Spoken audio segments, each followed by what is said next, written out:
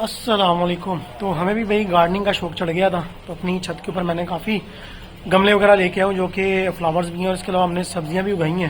تو آپ کو دکھاتا ہوں. ابھی یہ سارا سیٹ اپ کیے ہوئے مجھے تقریباً کوئی 3 ماہ ہو گئے ہیں, اور مزید بھی میں جو ہے نا گملے وغیرہ لے کے آیا ہوں.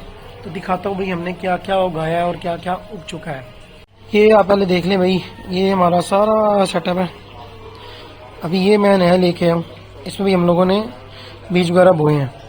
تو شروع سے دکھاتا ہوں. پہلے ہم لوگوں نے کیا رکھا تھا, اچھا یہ اب یہ مجھے ابھی تک سمجھ نہیں آ رہی ہے سن فلاور ہے یا کیا ہے. خیر یہ ہمارے لگے ہیں جی کھیرے کی بیلیں, اور ادھر بھی یہ بھی سن فلاور آئی تھنک, پتہ نہیں کیا ہے. اس کے اندر ہم لوگوں نے نیچے بھی اس کے لگی ہوئی ہیں ٹماٹر وغیرہ لگائے تھے, لیکن فی الحال اگے تو نہیں ابھی تک. ابھی ان کو دیکھ رہے ہیں, ان کو پانی دینے والا پانی میں دینے لگا ہوں. اور یہ بھی ہمارے ہیں کھیرے کی بیلیں, اور یہ ہمارے چھوٹے چھوٹے بھی لگی ہیں خربوزے کی بیلیں. ہاں ادھر بھی میں نے خربوزے کی بیلیں لگائی تھی, نکل نہیں رہی, پہلے چھوٹی چھوٹی آئی تھی, اب پتہ نہیں کہاں چلے گئی. تو یہ اس کے علاوہ یہ ہمارے فلاور ہیں. تو یہ ابھی وہی سردی تھی, سردی سے جل چکے ہیں. یہ موتیا کے پھول آ رہے ہیں دوبارہ. تو یہ بھی اب چھوٹے چھوٹے اوپر سے جل چکے تھے ساری, دوبارہ سے یہ اگ رہے ہیں اب. اور یہ ہمارے گلاب کے پھول یہ بھی اگ رہے ہیں. ابھی یہ ان کی بھی کافی بری حالت تھی. اور یہ دیکھ رہے ہیں کہ یہ, اور اس کے علاوہ 2 نئے اگے ہیں اس میں ہمارے گلاب کے پھول کے پودے. ایک یہ بھی جل رہا ہے. اب آئی ڈونٹ نو کیوں جل رہا ہے, شاید ان کو پانی کی کمی ہے, پانی نہیں ملا ان کو, پانی اب ڈالنا ہے ہم نے. یہ بھی ہے. اور یہ بھی گیا نا ہمارا پتہ نہیں سن فلاور یہ کیا ہے. سن فلاور یہ, اور نیچے ہم نے لگائے تھے ٹماٹر, لیکن یہ بھنڈی اگ رہی ہے. میں نے بلایا تھا جو دیکھ گیا تھا نا یہ ہمارے گملے وغیرہ. ادھر بھی ہم لوگوں نے کھیرے کا ہی پودا اگایا ہوا, یہ ساتھ میں ہم ہی اس کو اکھاڑ دیتے ہیں. اب یہ نہیں ہے, اس کے اندر بھی ہم نے ٹماٹر, پیاز, سبز مرچیں اور پتہ نہیں کیا کیا, مجھے اب یاد بھی نہیں میں نے کیا کیا اگایا ہوا ہے. ادھر یہ ہمارے کریلے ہیں, ادھر ہم نے کریلے لگائے ہیں, اور یہ پتہ نہیں کیا اس کا ہم اتار دیں گے, ایسی اگی ہوئی ہے. ٹھیک ہے, یہ ہمارے کریلے ہیں. یہ بھی لگائے تو ٹماٹر تھے, لیکن اس دن آدمی جو گملے چھوڑ کے آیا تھا اس نے بتایا تھا کہ بھائی یہ جو ہے نا یہ وہ ہے کیا نام ہے بھنڈی.